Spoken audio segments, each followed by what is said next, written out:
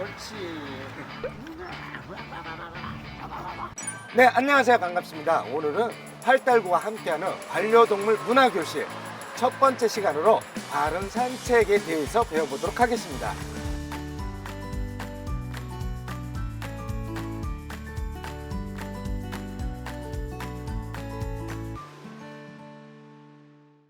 보통 일반적으로 우리 반려견과 함께 생활을 하면서 가장 먼저 지켜야 되는 것이 반려견과 함께하는 산책 어떻게 해야 되는지 궁금해 하시는 분들이 굉장히 많습니다.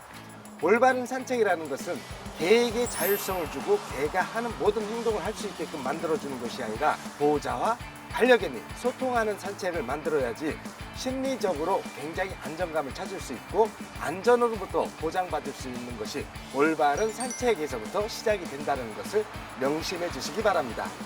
자, 그럼 지금부터 산책 나가기 전에 준비물, 반려용품 쓰이는 도구에 대해서 한번 설명을 해보도록 하겠습니다. 자, 첫 번째는 입마개입니다. 입마개는 산책과 외출 시에 명견으로 분류되어 있는 품종들은 반드시 입마개를 착용을 하고 외출을 해주셔야 됩니다. 또한 우리 개는 사람에게, 다른 반려동물에게 또는 기타 동물들에게 공격성이나 짖음이 있고 통제불능인 아이들 입마개 착용을 보호자 스스로가 실천해 주는 것이 바람직하다고 할 수가 있습니다.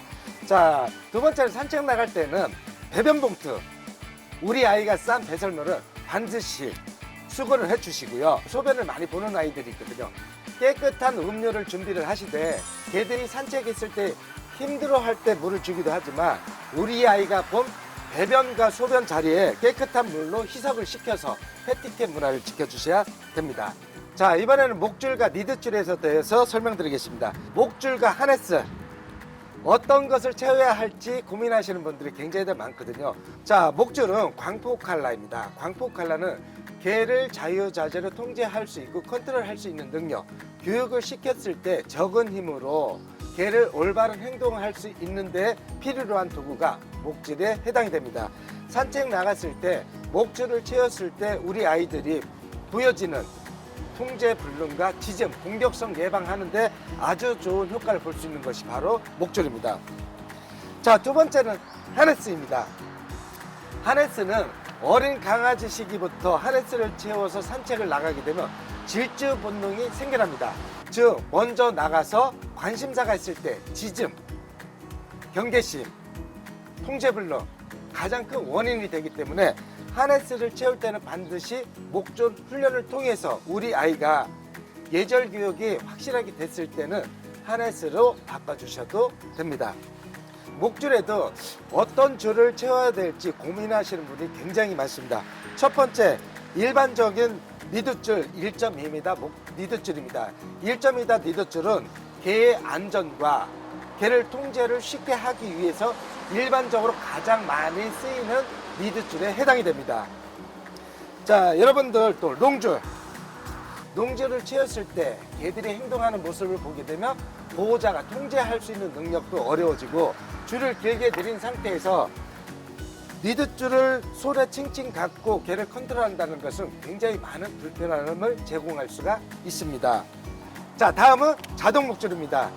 자동 목줄 또한 개에게 자율성을 주기 위해서 여러분들이 많이 사용하지만 실질적으로 자동 목줄을 채웠을 때 개를 컨트롤하기란 굉장히 어려움이 많아지기 때문에 산책 나갈 때 자동 목줄을 채우는 것은 굉장히 어려움이 많다고 볼 수가 있습니다.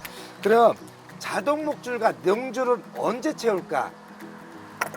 개에게 자율성을 주기 위한 넓은 공간에서 편안함을 제공하기 위해서는 자동 목줄과 롱줄을 제공을 합니다. 하지만 산책 이동 시에는 반드시 짧은 줄로 채워주는 것을 기본 원칙으로 합니다. 자, 지금부터는 올바른 산책의 방법에 대해서 배워보도록 하겠습니다.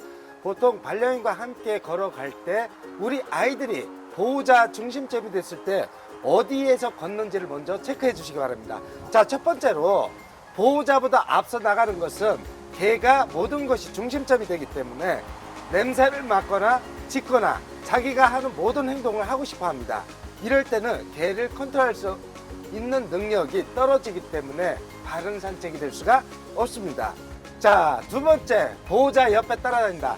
보호자 옆에 따라다니는 것은 일반적으로 보호자와 반려견이 소통과 교감이 잘 되어 있고 예절 교육이 아주 잘 배운 아이들에게 나타나는 현상입니다. 자, 이번엔 세 번째입니다. 우리 반려견이 보호자보다 뒤에 따라온다. 이런 아이들의 성향은 뒤에 따라오는 것은 소심, 공포, 두려움, 예민한 행동을 보였을 때, 이럴 때 반려견이 걷다가 걷지 않으면 보호자가 안거나 업고 다니는 경우가 굉장히 많거든요. 이럴 때에는 개들이 자기가 할 수 있는 능력, 보호자에게 의존도가 높아지기 때문에 당당하고 자신감 있는 모습을 보일 수가 없습니다.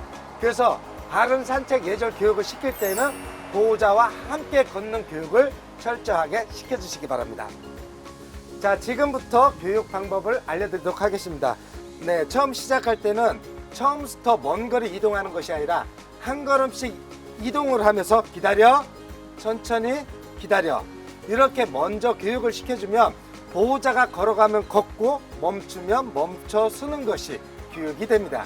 첫 번째 교육, 한 걸음씩 갔다 이동하는 것이 마무리되면 두 번째에서는 빨리 가면서 기다려 교육을 시켜주게 되면 마지막 마무리는 보호자가 걸으면 걷고 뛰면 뛰고 서면 서는 것이 자동적으로 교육이 되면 보호자와 소통하는 산책이 됩니다. 자, 바른 산책이라는 것은 보호자와 함께 교감하고 소통하고 안전한 산책을 위해서 여러분들이 반드시 지켜야 되는 패티켓의 가장 기본입니다. 자, 두 번째 시간에는 여러분들이 문제 행동 제보를 많이 주셨거든요. 문제 행동이 되는 문제 원인과 문제점을 분석을 하고 여러분들이 궁금해하는 분석을 통한 교정 방법을 알려드리도록 하겠습니다.